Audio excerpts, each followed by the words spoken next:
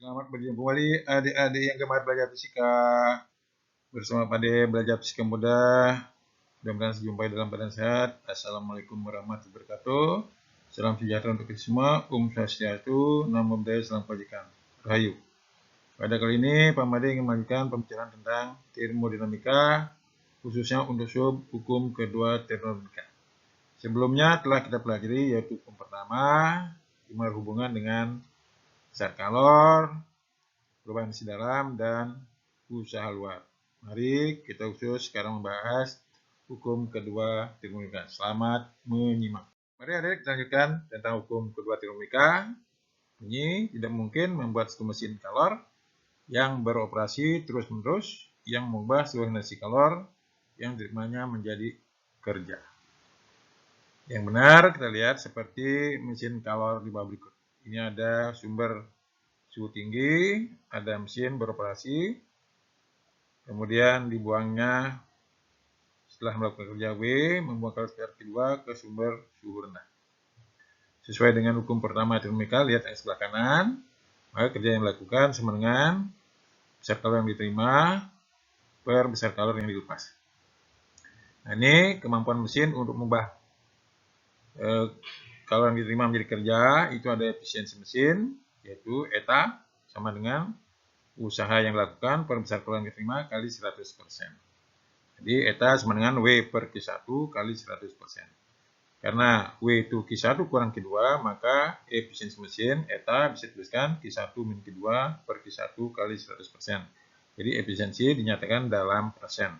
Di mana W ini adalah besar kerja usaha yang dilakukan, 10 Joule. Q1 besar kalor yang diserap oleh mesin, 10 Joule. Q2 besar kalor yang dibuang oleh mesin ke reservoir rendah.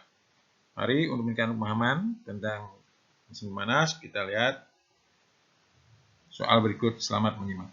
Mari adik-adik, sebelum ke contoh soal, kita lihat ada beberapa formulasi tentang hukum kedua termodinamika. Kita lihat yang pertama, menurut Clausius, tidak mungkin membuat mesin pendingin yang bekerja hanya menyerap dari reservoir bersuhu rendah dan memindahkan kalor itu ke reservoir yang bersuhu tinggi tanpa disertai perubahan lain. Jadi di sebelah kanan itu lihat skema yang kanan, tidak mungkin seperti itu. Selalu di dalam mesin pendingin itu ada sistem menerima kerja. Kita lihat formulasi yang kedua, menurut Kelvin Planck, tidak mungkin membuat mesin yang bekerja semata-mata menyerap kalor dari sebuah reservoir dan mengubahnya menjadi usaha. Kita lihat skema yang sebelah kanan bawah, tidak mungkin seperti itu. Seperti yang tadi di atas, selalu ada yang dibuang. Jadi untuk meningkatkan tentang efisiensi mesin kalor, kita lihat contoh soal berikut. Selamat menyimak. Baik adik-adik, untuk meningkatkan pemahaman tentang mesin kalor, kita lihat ini dari data yang ada. Ketahui Q1 24.000, Q2 yang dibuang 6.000. Ditanyakan berapa kerja yang dilakukan W, kemudian yang B berapa efisiensi mesin, eta berapa. Nah, sesuai dengan hukum pertama termodinamika, W sama dengan Q1 min Q2. Jadi 24.000 dikurangi 6.000, jadilah dia 18.000 Joule. Sesuai dengan tadi rumus efisiensi mesin pemanas, eta sama dengan 1 min Q2 per Q1 kali 100%. Jadi sama dengan 1 min 6.000 per 24.000 kali 100%. Hasilnya adalah 75%. Jadi efisiensi mesinnya adalah 75%. Tidak terlalu sulit adik-adik. Yang penting lihat datanya, samakan satuan, kemudian dengan rumus, tinggal masukkan. Mari kita simak pembicaraan berikutnya. Selamat menyimak. Adik-adik, lanjutkan tentang mesin Carnot atau mesin ideal. Menurut Carnot, siklus mesin panas harus reversibel, dapat balik, dan tidak terjadi perubahan entropi. Ini adalah idealisasi karena kenyataannya kalau tidak seluruhnya diubah menjadi kerja, selalu ada yang dibuang. Siklus Carnot ini memiliki 4 proses, yaitu 2 proses isotermal dan 2 proses adiabatis. Kita lihat gambar paling kanan atas. Untuk diagram tekanan dan volume, itu 1-2 itu adalah proses pemuaian isotermal, mana mesin menyerap kalor Q1 dari reservoir bersuhu T1. Kemudian 23 itu adalah pemuaian adiabatis. 34 itu adalah pemampatan isotermal. Di sini kalor dibuang sebesar Q2 ke reservoir bersuhu T2. Kemudian 41 itu adalah pemampatan adiabatis. Nah, dari sini nanti diturunkan efisiensi maksimum daripada siklus Carnot.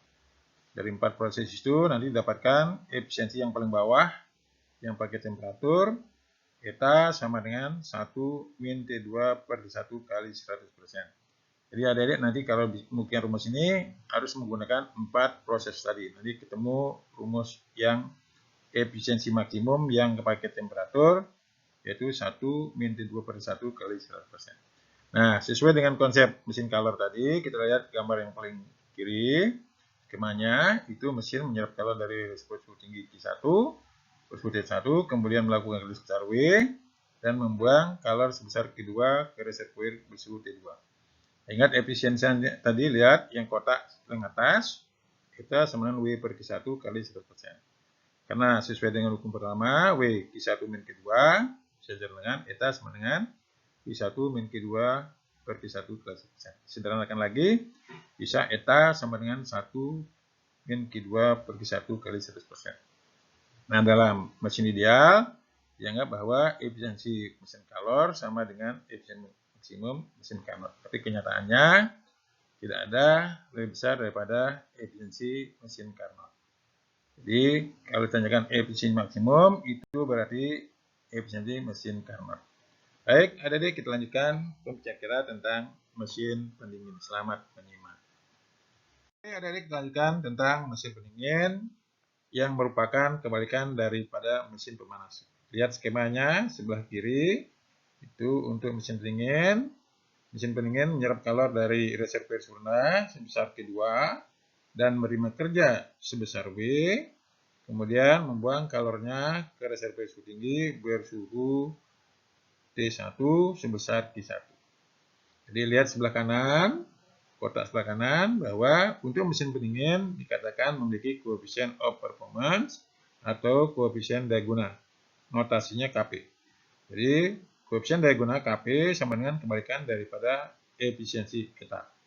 Jadi Kp sama dengan Q2 per W. Nah, karena W itu sesuai dengan hukum pertama termodinamika, yaitu Q1 min Q2. Sehingga Kp bisa tulis Q2 per Q1 kurang Q2.